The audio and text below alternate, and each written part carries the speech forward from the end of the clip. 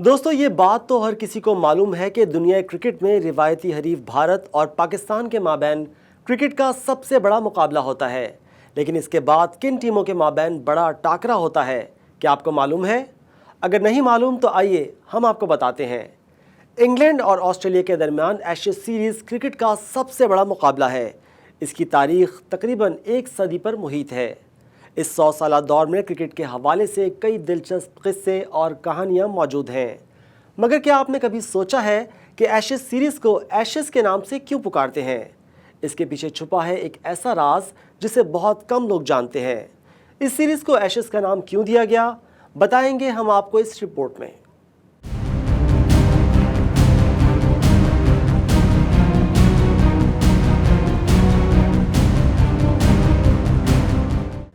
Ashes series دنیا cricket کی 2 مقبول ترین ٹیموں کے مابین کھیلے جانے والی ایک تاریخی سیریز ہے، جس میں آپ کو کئی دلچسپ واقعات، قصے اور کہانیاں ملیں گی۔ یہ تو کرکٹ کو جینٹل مین گیم کہا جاتا ہے، مگر آسٹریلیا اور انگلینڈ کے درمیان کھیلے جانے والی ایشز سیریز کسی جنگ سے کم نہیں۔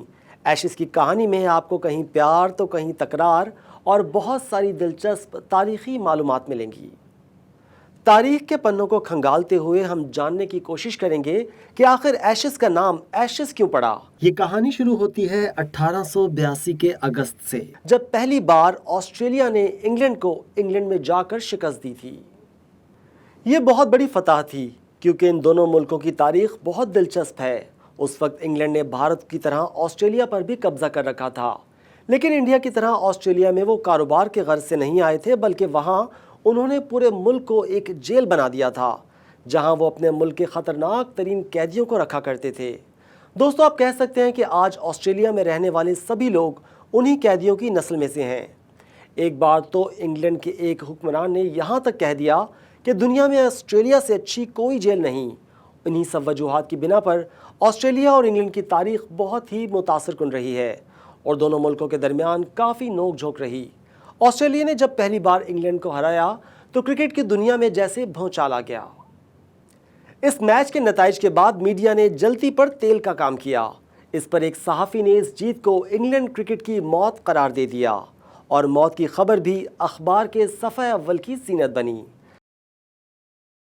اس پر ان کا مزید کہنا تھا کہ انگلینڈ کرکٹ کے مردہ جسم کو اب جلایا جائے گا اور اس کے ایشز یعنی راکھ کو آسٹریلیا لے کر جایا جائے گا۔ اپنی ہار سے دل برداشتہ انگلینڈ نے آسٹریلیا میں نیا ٹورنامنٹ پلان کیا اور انگلینڈ کی ٹیم آسٹریلیا جا پہنچی۔ اس وقت کے انگلش کپتان ایو اوبلائی نے بیان دیا کہ میں نے قسم کھائی ہے کہ میں ایشز انگلینڈ واپس لے کر آؤں گا۔ ایسے میں آسٹریلوی کپتان بھی کہاں چپ رہنے والے تھے۔ انہوں نے کہا اگر ایسی بات ہے تو ہم بھی قسم کھاتے ہیں، ہم بھی ہر صورت ایشز کو ڈیفینڈ کریں گے اور اسے آسٹریلیا سے باہر نہیں جانے دیں گے۔ یہ وہ زمانہ تھا جب جیتنے پر ٹرافیز نہیں ہوا کرتی تھیں۔ سیریز کے لیے ٹرافیز کا رواج کافی دیر سے متعارف ہوا۔ انگلینڈ اور آسٹریلیا کے کپتان اپنے اپنے ملک کے وقار کے لیے کھیل میں لڑنے کے لیے تیار تھے، مگر کہانی اتنی بھی سادہ نہیں ہے۔ دوستو، انگلینڈ کی ٹیم نے ہار کے ڈر سے آسٹریلیا میں کئی فرینڈلی میچز بھی کھیلے، مگر کہانی نے اس وقت انتہائی دلچسپ موڑ لے لیا جب ردرفورڈ اسٹریٹ میں ایک فرینڈلی میچ کھیلا جا رہا تھا جس کے مالک تھے لارڈ جان کلارک۔ اس میچ کے اختتام پر جان کلارک کی بیبی سٹر فلورنس مرفی نے اسٹمپ سے بیلز اٹھائیں اور انہیں گھر لے جا کر جلا دیا۔ جلی ہوئی راکھ کو انہوں نے اپنی استعمال شدہ خالی پرفیوم کی بوتل میں محفوظ کر لیا۔ شام میں ایک پارٹی میں جب انگلش ٹیم سے مرفی کا سامنا ہوا تو انہوں نے انگلش کپتان کو چڑھانے کے غرض سے کہا کہ اگر آپ چاہیں تو یہ بوتل اپنے ساتھ لے کر جا سکتے ہیں اور واپس جا کر کہیے گا کہ ہم ایشز واپس لے آئے ہیں۔ دراصل مرفی کا مطلب تھا کہ آپ کی ٹیم آسٹریلیا کو تو نہیں ہرا سکے گی، لہٰذا بہتر یہی ہے کہ وہ اپنی عزت بچانے کے لیے اس بوتل کو ہی ساتھ لے جائیں۔ کپتان اوبلائی غصہ ہونے کے بجائے مسکراتے ہوئے اس بوتل کو ساتھ لے گئے۔ اس بات کے کچھ دن بعد میچز ہوئے تو جیت انگلینڈ کے حصے میں آئی۔ اس جیت کے نشے میں چور جب وہ واپس انگلینڈ گئے تو برطانوی عوام نے ان کا شاندار استقبال کیا۔ اوبلائی نے کہا کہ وہ ایشز واپس لے آئے ہیں، مگر کہانی یہاں ختم نہیں ہوئی، اس نے ابھی کئی دلچسپ موڑ لینا تھے۔ انگلش کپتان ایو اوبلائی پھر سے آسٹریلیا پہنچ گئے، مگر اس بار وہ میچ جیتنے نہیں بلکہ دل جیتنے گئے تھے، یعنی اپنے پیار کا اظہار کرنے گئے تھے۔ वहाँ जाकर वो मर्फी से मिले और कहा कि वो उनके एतमाद से बहुत मुतासिर हुए थे, और ना सिर्फ मुतासिर हुए थे बल्कि उन्हें उनसे वहीं पर प्यार भी हो गया था। इतना कहकर उन्होंने अपने प्यार की तकमील के लिए मर्फी को शादी की पेशकश कर दी, जिसे मर्फी ने कबूल कर लिया। क्रिकेट के मैदान से दूर दोनों की ये पार्टनरशिप 43 बरस तक चली। इस दौरान वो बॉटल जो मर्फी ने ओब्लाई को दी थी वो उनके घर में ही उनके प्यार की निशानी के तौर पर पड़ी रही। ओब्लाई के गुजर जाने के बाद मर्फी ने वो ट्रॉफी एमसीसी के हवाले कर दी और एमसीसी ने उसे एक यादगार के तौर पर रख लिया। और फिर 1990 में इंग्लैंड और ऑस्ट्रेलिया के क्रिकेट बोर्ड्स ने फैसला किया कि वो हर 2 साल में इन दोनों मुल्कों के दरमियान एक टेस्ट टूर्नामेंट का इनेकाद करेंगे, जो दोनों मुल्कों के दरमियान एक बार खेला जाएगा। क्या आप जानते हैं कि इस टूर्नामेंट का नाम उन्होंने क्या रखा? जी हाँ, आप बिल्कुल सही समझे, एशेज़।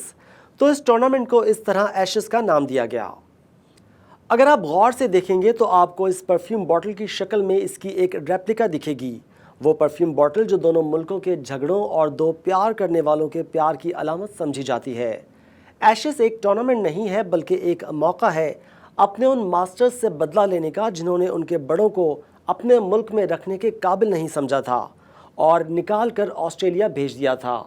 ये सज़ा उन्होंने इस सोच के साथ तजवीज़ की थी कि ऑस्ट्रेलिया उनके लिए मौत से भी बदतर है, लेकिन आज वहाँ पैदा होने वाले ऑस्ट्रेलियन बहुत फ़ख्र के साथ अपने कौमी परचम तले मुल्क का कौमी तराना भी गाते हैं और इंग्लिश क्रिकेटर की आंखों में आंखें डालकर उनका सामना करते हैं। तारीख़ इस टूर्नामेंट को और भी ज़्यादा दिलचस्प बना देती है। शायद यही वजह है कि कुछ क्रिकेटर इसे वर्ल्ड कप से भी ज़्यादा अहमियत देते हैं। यही वजह है कि एशेज़ में परफॉर्म करने वाला हर क्रिकेटर स्टार बन जाता है। तो दोस्तों, ये थी एशेज़ की कहानी। इससे पहले इस कहानी के बारे में क्या आप जानते थे? तो अब इस कहानी के बारे में आपकी क्या राय है?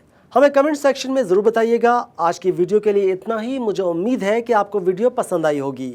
इसे अपने दोस्तों के साथ शेयर करना ना भूलिएगा। मिलते हैं अगली वीडियो में। खुदा हाफिज़। देखते रहिए वॉइस ऑफ साउथ एशिया।